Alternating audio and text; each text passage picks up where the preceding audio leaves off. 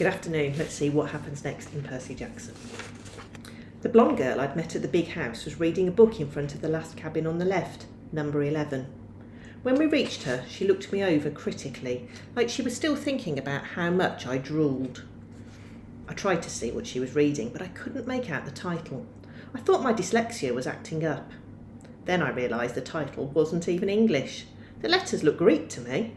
I mean, literally Greek.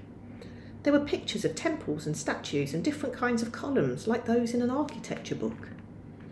Annabeth, Chiron said, I have Master's archery class at noon. Would you take Percy from here? Yes, sir. Cabin 11, Chiron told me, gesturing towards the doorway. Make yourself at home. Out of all the cabins, 11 looked the most like a regular old summer camp cabin, with the emphasis on old. The threshold was worn down, the brown paint peeling. Over the doorway was one of those doctor's symbols, a winged pole with 2 snakes wrapped around it. What did they call it? A caduceus. Inside it was packed with people, both boys and girls, way more than the number of bunk beds.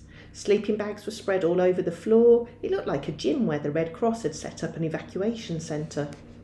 Chiron didn't go in. The door was too low for him. But when the campers saw him, they all stood and bowed respectfully. Well then, Chiron said, good luck, Percy. I'll see you at dinner. He galloped away towards the archery range. I stood in the doorway looking at the kids. They weren't bowing any more. They were staring at me, sizing me up.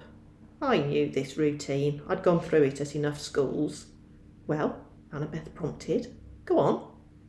So naturally, I tripped coming in the door and made a total fool of myself. There were some snickers from the campers, but none of them said anything. Annabeth announced, Percy Jackson, meet cabin 11. Regular or undetermined, somebody asked. I didn't know what to say, but Annabeth said, undetermined. Everybody groaned. A guy who was a little older than the rest came forward. Now, campers, that's what we're here for. Welcome, Percy. You can have that spot on the floor right over there. The guy was about 19 and he looked pretty cool. He was tall and muscular with short cropped sandy hair and a friendly smile. He wore an orange tank top, cut-offs, sandals and a leather necklace with 5 different coloured clay beads. The only thing unsettling about his appearance was a thick white scar that ran from just beneath his right eye to his jaw, like an old knife slash. This is Luke, Annabeth said, and her voice sounded different somehow. I glanced over and could have sworn she was blushing. She saw me looking and her expression hardened again. Here's your counsellor for now. For now, I asked. You're undetermined, Luke explained patiently. They don't know what cabin to put you in, so you're here. Cabin 11 takes all newcomers, all visitors. Naturally, we would. Hermes, our patron, is the god of travellers. I looked at the tiny section of floor they'd given me. I had nothing to put there to mark it as my own. No luggage, no clothes, no sleeping bag, just the Minotaur's horn. I thought about setting that down, but then I remembered that Hermes was also the god of thieves. I looked around at the campers' faces, some sullen and suspicious, some grinning stupidly, some eyeing me as if they were waiting for a chance to pick my pockets. How long will I be here? I asked. Good question, Luke said. Until you're determined. Well, how long will that take? The campers all laughed. Come on, Annabeth told me. I'll show you the volleyball court. I've already seen it. Come on.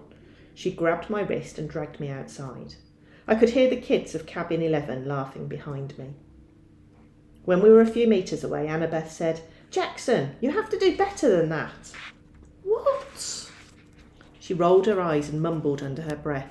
I can't believe I thought you were the one. What's your problem? I was getting angry now. All I know is I killed some bull guy. Don't talk like that, Annabeth told me. You know how many kids at this camp wish they'd had your chance? To get killed? To fight the Minotaur. What do you think we train for? I shook my head. Look, if the thing I fought really was the Minotaur, the same one in the stories, yes, then there's only one. Yes. And he died like a gajillion years ago, right? Theseus killed him in the labyrinth, so... Monsters don't die, Percy. They can be killed, but they don't die. Oh, thanks. That clears it up then. They don't have souls like you and me. You can dispel them for a while, maybe even for a whole lifetime if you're lucky. But they are primal forces. Chiron calls them archetypes. Eventually they reform. I thought about Mrs. Dodds. You mean if I killed one, accidentally, with a sword, your maths teacher? That's right, she's still out there. You just made her very, very mad. How do you know about Mrs. Dodds? You talk in your sleep. You almost called her something. A fury? They're Hades' torturers, right? Annabeth glanced nervously at the ground, as if she expected it to open up and swallow her. You shouldn't call them by name, even here. We call them the kindly ones if we have to speak of them at all. Look, is there anything we can say without it thundering? I sounded whiny, even to myself, but right then I didn't care. Why do I have to stay in cabin 11 anyway? Why is everybody so crowded together? There are plenty of empty bunks right over there. I pointed to the first few cabins, and Annabeth turned pale. You don't just choose a cabin, Percy. It depends who your parents are, or your parent. She stared at me, waiting for me to get it. My mum is Sally Jackson, I said. She works at the candy store in Grand Central Station. At least she used to. I'm sorry about your mum, Percy, but that's not what I mean. I'm talking about your other parent, your dad. He's dead. I never knew him. Annabeth sighed. Clearly she'd had this conversation before with other kids.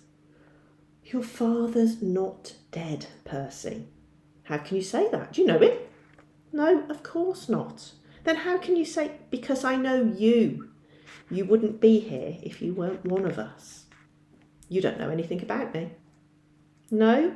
She raised an eyebrow. I bet you moved around from school to school. I bet you were kicked out of a lot of them. How? Diagnosed with dyslexia? Probably ADHD too. I tried to swallow my embarrassment. What does that have to do with anything? Taken together, it's almost a sure sign. The letters float off the page when you read, right? That's because your mind is hardwired for ancient Greek. And the ADHD? You're impulsive, can't sit still in the classroom. That's your battlefield reflexes. In a real fight, they'd keep you alive. As for the attention problems, that's because you see too much, Percy, not too little. Your senses are better than a regular mortal's. Of course, the teachers want you medicated. Most of them are monsters. They don't want you seeing them for what they are. You sound like you went through the same thing. Most of the kids here did. If you weren't like us, you couldn't have survived the Minotaur, much less the ambrosia and nectar. Ambrosia and nectar? The food and drink we were giving you to make you better. That stuff would have killed a normal kid. It would have turned your blood to fire and your bones to sand, and you'd be dead. Face it, you're a half-blood. Half-blood. I was reeling with so many questions I didn't know where to start. Then a husky voice yelled, "Well, a newbie!" I looked over. The big girl from the ugly red cabin was sauntering towards us.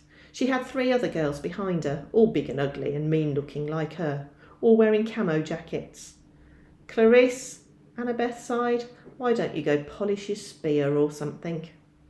Sure, Miss Princess, the big girl said, so I can run you through with it Friday night.